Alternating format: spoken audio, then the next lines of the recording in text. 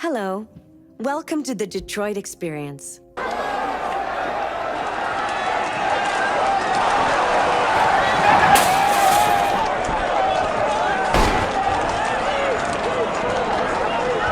Remember, this is not just a story.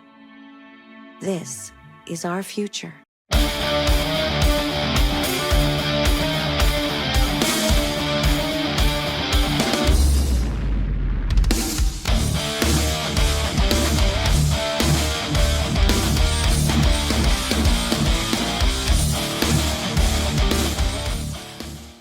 David Cage is a curious cunt, responsible for the most odious ass-backward bullshit in contemporary game design, inexorable in his pursuit of an interactive motion picture experience that reduces the player to a passive observer with the occasional choose-your-own-adventure fork in the fucking road to ameliorate the overpowering impression that your very presence is an affront to his world-class wankery. In short, he's the French fucking Hideo Kojima, which isn't to say he's roundly despised, though he is often despised by the round. While recent efforts like glorified goddamn yawn generator Heavy Rain and Ellen Page Autism Simulator Beyond 2 character traits have been met with all the warmth of a Birth of a Nation screening at the Apollo, earlier offerings like, say, Omicron were pioneering and even largely celebrated. That is until the Canadian Koosh Cabal decided in a diabetes-addled stupor the only thing they were shittier at than crafting a punchline without 20 jump cuts was comprehending basic controls and compatibility issues in an 18-year-old goddamn game, and the entire internet adopted their opinions in unison. Arrived at their opinions through common trial and error having nothing whatsoever to do with groupthink. But the flaws are there, and so the operative query remains. What you gonna do when Hulkamania and the Ultimate Warrior run over here? Would Quantic Dream cure their ongoing gameplay deficiency? Would they bend with the whirling winds of player agency? Would they wrest relevance from the jaws of blatantly bottleneck choicifying and feckless fucking film wanks?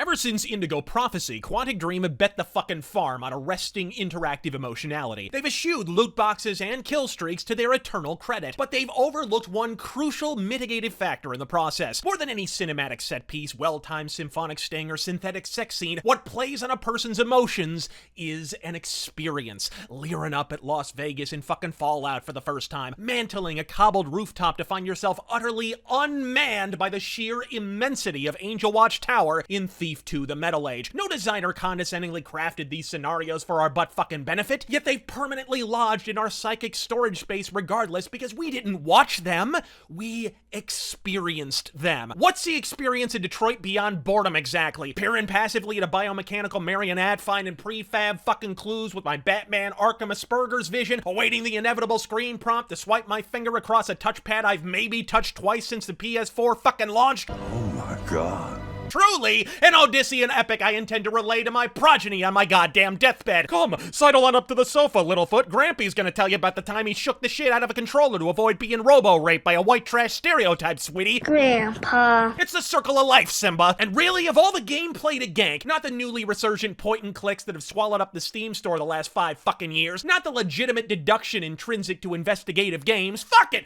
We'll borrow the butterfly effect bullshit from the apocalyptically shitty Until Yawn. Is David Cage even cognizant of the fact that a non-linear narrative, no matter how impressively performed, never makes up for dysfunctional fucking gameplay where invisible barriers interject themselves in your path and a floating fucking text prompt pounds the mission objective into your fucking forebrain? Somebody drop Yawny Cage a dime on the fact that while his formula may have augmented itself into an interactive terrible-ass TV movie, its lineage from the earliest days of Omicron has its antecedents in the adventure genre, derivative of the word venture. Hello, I'm David Bowie. What the? Make way for the Homo Superior! Meaning to diverge from the linear fucking footpath you bracketed with bullshit ethereal barricades to bar me from being able to actually fucking explore. Why, one might presuppose that while the initial exposition might benefit from a more overbearing approach, as the later chapters loom into view, giving way to a would-be pseudo-slavery story where the player is allowed to stoke the fires of transhuman liberation, the game may part its sandalwood-scented asshole, dismantling scenic strictures to allow you to actually explore.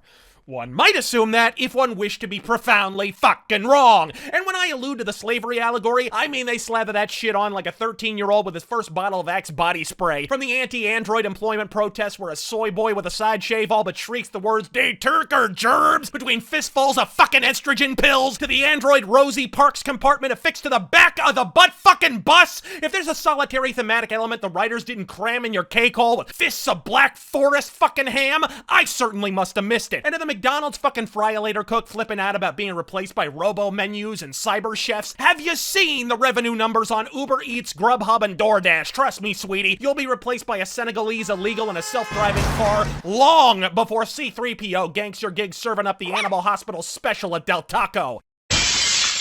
From a story standpoint, relegating the player to a robo-babysitter was a profound melodramatic mistake, particularly as the player is also doing police shit, often with the aim of apprehending yourself! Neat concept in cold conscription, but functionally fucking retarded! Investment in a story stems from having a stake in such, and the player is only provided with it for one half of the conflict in question. Look, we get it, David Cage, you got a robo-humping heart of gold, and thus you repeatedly engineer scenarios where we're meant to sympathize with their silicone slavery. But here's a thought. How's about we have a human surrogate along for the ride, so instead of being suffocated by your pseudo-servitude yarn with the unbridled ideological subtlety of a Rachel Maddow monologue, the player can instead decide for his or her own damn self how they feel on the fucking subject. Still, from a story standpoint, what we have here was sweepingly original in 1999. Go, go, go!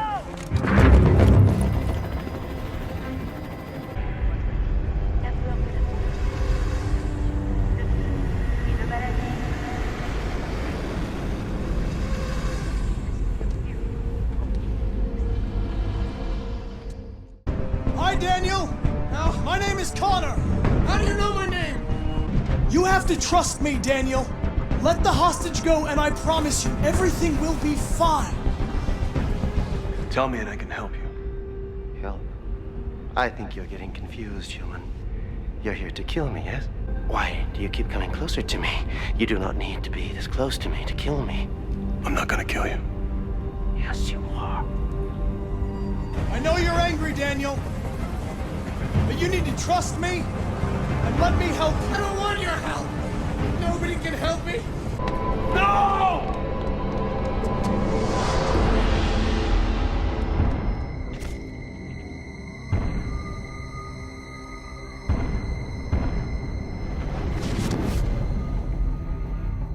What does it say that for all the cyberpunk predilections in the synth circle jerk, the most fanciful fucking sci-fi element by far is the depiction of a futuristic Detroit with white people and working factories in it? Have you seen Detroit's economy, Mr. Cage? The Pontiac Silverdome didn't implode that hard. And so long as we're on the subject, what the shit is with the shortage of cyberpunk anyway? Unless, of course, you consider a couple poorly painted houses and unfilled potholes the apotheosis of punk, in which case, welcome to the futuristic hellscape of downtown Hartford, Connecticut. Not that you'd ever be allowed to explore such, even if it were sprawled the fuck before you, and thus the philosophical schism of the former and latter days of Quantic Dream come catapulting into view. Omicron the Nomad Soul, for all its faults, was an open-world adventure where sauntering off the set storyline yielded everything from kick-ass to lame-ass loot, an invitation to a fucking fight club, or a balls-out Bowie concert that makes up for an unbendingly linear narrative with a profusion of player choice, incidental dialogue, and emergent encounters wholly unique to each subsequent playthrough, cultivating the illusion of a living world long before sandbox games were even a fucking thing. Detroit is a story with more branches than the Baldwin family tree, yet in a functional context is an exploration game where the player plots a course, then kicks back with a cold brew in one hand and his 1-inch wank shaft in the other, and gapes in goddamn amazement as the game proceeds to play itself, and where the only benefit to venturing off the beaten path is becoming intimately acquainted with an invisible wall. But here's the kicker. If the comments on my Omicron video are any indication, most of you preemies prefer the latter approach regardless, and I repeat for posterity, you dipshits deserve your industry. And when I say the subpar storytelling is incapable of covering for utterly goat shit gameplay, understand I'm not even primarily referencing the omnipresent environmental linearity. I mean in a basic, functional fucking context. How so, you inquire? Well, how's about binding basic interaction with objects to the same thumbstick that's also responsible for manipulating the motherfucking camera? And if you doubt that's an authentic irritant, try taking out the trash at Movie Bob's Pedopad while interaction prompts pulsate in two disparate directions while while effortlessly imitating the arbitrary fucking stick swoop motion you'll be married to for most of the game in a time limit, and just for shits and goddamn giggles, try doing all of the above without once lodging the Michael J. Cameraman in your colon. Good luck, Star Fox! Fuck this feckless film wank in every hole! If you're aching to cavort across cyberpunk Detroit, Deus Ex Human Revolution is both great and an actual goddamn game. By all means, boot it up and blowtorch this bullshit with extreme prejudice. I'm Razor Fist. God fucking speed. Let me go. I don't want no chains. My hands so tied and my heart's denied to live off the love that is burning inside. A cold heart I so despise. We demand strictly equal rights for humans and androids. We demand an end to segregation in all public places and transport. We demand the right to vote and elect our own representatives. You left-wing leaning parasite. You expect me to sit here and listen to your drivel?